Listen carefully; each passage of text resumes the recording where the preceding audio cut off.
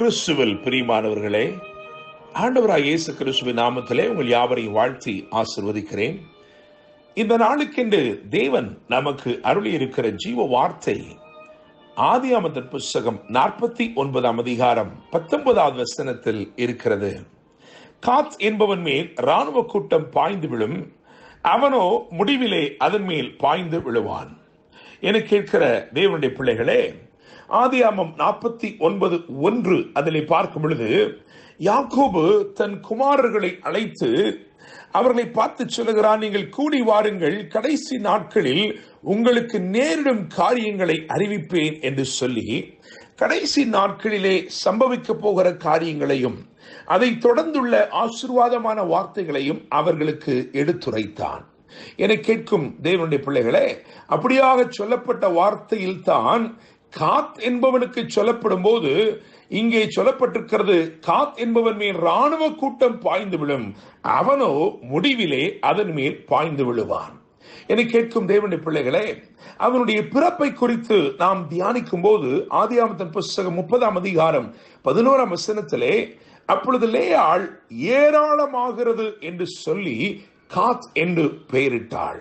என கேட்கிற தேவனுடைய பிள்ளைகளே, காத் என்பவனை குறித்த தேவ திட்டம் என்னமாய் இருந்தது என்று சொன்னால், அவன் ஏராளமாய் மாற வேண்டும், அவன் எண்ணிக்கை உள்ளவனாய் காணப்பட வேண்டும். அதே போலத்தான் ஆண்டவருடைய திட்டம், உங்களை குறித்த தேவ திட்டம், நீங்கள் பெருகி இருக்க வேண்டும், நீங்கள் நன்மையினால் நிறைந்திருக்க வேண்டும், நீங்கள் சம்பூர்ணம் உள்ளவர்களாய் இருக்க வேண்டும் என்பதாகத்தான் இருக்கிறது. எனவேதான் கிறிஸ்துவுக்குள்ளே நாம் பரிபூர்ணம் உள்ளவர்களாய் இருக்கிறோம் என்று வேதமே எடுத்துரைக்கிறது. என கேட்கிற தேவனுடைய பிள்ளைகளே, இங்கே சொல்லப்பட்டிருக்கிறது, ஒரு இராணுவ கூட்டம் அவன் மேல் பாய்ந்து விழுந்தது என்று சொல்லி. ஆனால் அந்த இராணுவ கூட்டத்தின் மேலும் அவனுக்கு தேவன் ஜெயத்தை தருகிறார். முடிவிலே அதன் மேல் அவன் பாய்ந்து விழுகிறான் என்று வேதம் சொல்கிறது.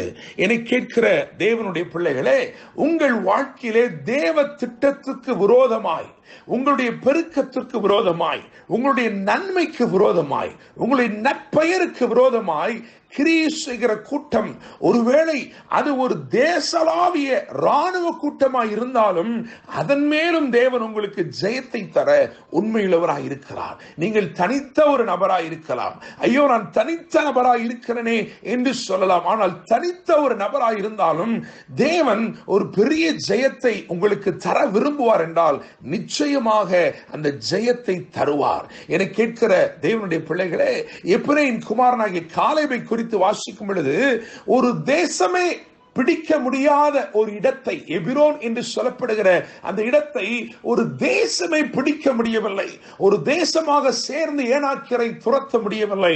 ஆனால் ஒரு தனி நபராக அவன் ஒரு பெரிய ஜெயத்தை எடுத்தான் என்று வேதத்தில் எழுதியிருக்கிறது. இங்கே காத்தை குறித்து 3 காரியங்களை நான் இந்த நாளிலே உங்களுக்கு சொல்ல விரும்புகிறேன். அவைகள் 3ஐயும் தேவன் உங்கள் வாழ்க்கையிலே அருள விரும்புகிறார். முதலாவது நான் சொல்ல விரும்புகிற காரியம், நாம் ஏற்கனவே தியானித்த இந்த பெரிய வெற்றி. தேவன் ஒரு மகத்தான வெற்றியை இந்த நாளுக்கென்று உங்களுக்கு முன்குறித்து வைத்திருக்கிறார். ஒரு இராணுவ கூட்டம், எதிர்க்கிற கூட்டம் இருக்கிறதே, அது ஒரு இராணுவ கூட்டமாயிருக்கிறது. ஆனால் இவன் தனித்து நின்று ஜெயம் எடுக்கிறான். அதைத்தான் வேதம் சொல்லுகிறது, முடிவிலே அவன் அதன் மேல் பாய்ந்து விழுவான். ஒரு ஜெயத்தை முடிவிலே தேவன் உனக்காக வைத்திருக்கிறார் தேவனுடைய பிள்ளைகளே. எனவே நிச்சயமான நம்புகிறேன், இந்த நாள் ஒரு மகத்தான வெற்றியை அருளக்கூடிய ஒரு நாளாய் இருக்கிறது. மாத்திரமல்ல, உபாகமத்தின் புஸ்தகம் 33ஆம் அதிகாரம் அதன் 20வது வசனத்தை வாசித்து பார்க்கும் பொழுது வேதம் சொல்லுகிறது, அவனுக்கு, காத் என்பவனுக்கு தேவன் விஸ்தாரமான இடத்தை கொடுக்கிறார் என்று சொல்லி, காத்துக்கு விஸ்தாரமான இடத்தை கொடுத்தவர் ஸ்தோத்திரிக்கப்படுவாராக என்று எழுதியிருக்கிறது. என்னை கேட்கிற தேவனுடைய பிள்ளைகளே, வெற்றியோடு சேர்த்து தேவன் அருளுகிற அடுத்த ஆசீர்வாதம் ஒரு விஸ்தாரமான இடம் என்று எழுதியிருக்கிறது. ஒரு விஸ்தாரமான இடம். உன்னுடைய நெருக்கத்தை அவர் அறிந்திருக்கிறார், நெருக்கமான சூழ்நிலைகளை அறிந்திருக்கிறார். அதிலிருந்து ஒரு விஸ்தாரமான இடத்திற்குள்ளே இன்று தேவன் கொண்டு வரும்படி விரும்புகிறார். மாத்திரமல்ல, அதே உபாகமத்தின் புஸ்தகம் 33ஆம் அதிகாரம் 21ஆம் வசனத்தை வாசிக்கும் பொழுது அங்கே இப்படியா எழுதியிருக்கிறது, அங்கே தனக்கு நியாய பிரமாணிகன், அதாவது மோசே, கொடுத்த பங்கு பத்திரமாய் இருக்கிறது என்று எழுதியிருக்கிறது.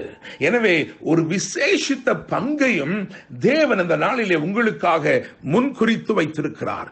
வெற்றி நிச்சயம், விசாலமான இடம் நிச்சயம், மூன்றாவதாக விசேஷித்த பங்கும் நிச்சயம். என்னை கேட்கும் தேவனுடைய பிள்ளைகளே, காத் என்பவன் மேல் ராணுவ கூட்டம் பாய்ந்து விழும், அவனோ முடிவிலே அதன் மேல் பாய்ந்து விழுவான், ஜெயமெடுப்பான் என்று வேதம் சொல்லுகிறது. நான் நம்புகிறேன், விசுவாசிக்கிறேன். இந்த நாளிலே கர்த்தர் உங்கள் வாழ்க்கையிலே ஒரு வெற்றியையும் ஒரு விசாலமான இடத்தையும் அதைத் தொடர்ந்து ஒரு விசேஷித்த பங்கையும் உங்கள் வாழ்க்கையிலே தந்து உங்களை ஆசீர்வதிப்பாராக. என்றும் அன்புடன் pastor Daniel Moses. God bless you.